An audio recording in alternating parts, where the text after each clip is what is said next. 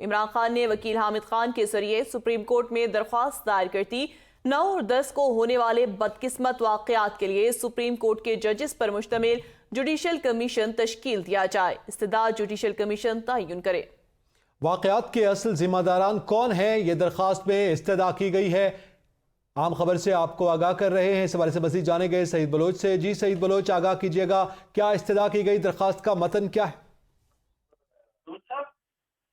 جی، سابق وزیر اعظم عمران خان کی جانب سے 9 اور 10 مئی کے واقعات کی جوڈیشل انکوائری کے لیے سپریم کورٹ آف پاکستان سے رجوع کر لیا گیا ہے، اور سابق وزیر اعظم عمران خان نے وکیل حامد خان کے ذریعے یہ درخواست سپریم کورٹ میں دائر کی ہے۔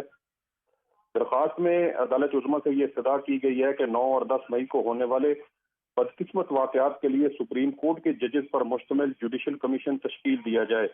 جوڈیشل کمیشن تعین کرے کہ واقعات کے اصل ذمہ داران کون ہیں اور کارکنان کی گرفتاریوں کو غیر آئینی قرار دیا جائے۔ اس کے علاوہ درخواست میں استدعا کی گئی ہے کہ سویلینز کا فوجی عدالتوں میں ٹرائل بھی غیر آئینی قرار دیا جائے۔ آرٹیکل 245 کی بنیاد پر پنجاب، بلوچستان، خیبر پختونخوا اور اسلام آباد میں نافذ کردہ غیر اعلانیہ مارشل لا غیر آئینی قرار دیا جائے۔ درخواست میں عمران خان کی جانب سے موقف اختیار کیا گیا ہے کہ عدالت کی جانب سے رہائی کے احکامات کے باوجود کارکنان اور سیاسی قائدین کو حراست میں رکھنا غیر قانونی ہے۔ تحریک انصاف کے خلاف پروپیگنڈا کر کے اس پر دہشت گرد تنظیم کا لیبل لگایا جا رہا ہے۔ تحریک انصاف پر دہشت گرد تنظیم کا لیبل لگانے کا مقصد انتخابات سے راہ فرار حاصل کرنا ہے۔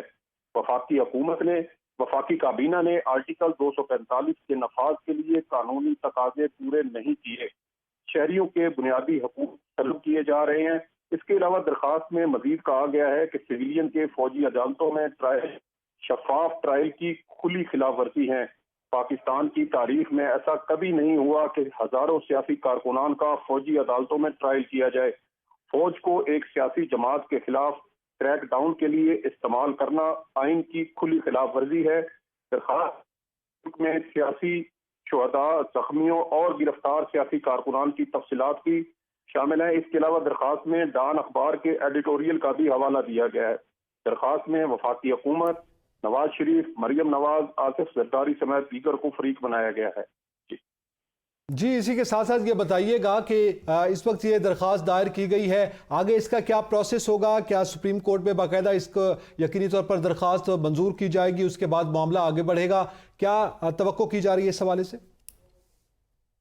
جی بالکل، اس وقت جو حالات ہیں ملک میں اس کی بنیاد پر کبھی امکان ہے کہ اس درخواست کو جلد سماعت کے لیے مقرر کیا جائے، لیکن دیکھنا یہ ہے کہ کیا رجسٹرار آفس اس کے اوپر کسی قسم کے کوئی اعتراض کرتا ہے یا اس درخواست کو منظور کرتے ہوئے اس کو سماعت کے لیے مقرر کیا جاتا ہے۔ جی بہت شکریہ سعید بلوچ، ہمیں تفصیلات سے آگاہ کر رہے تھے۔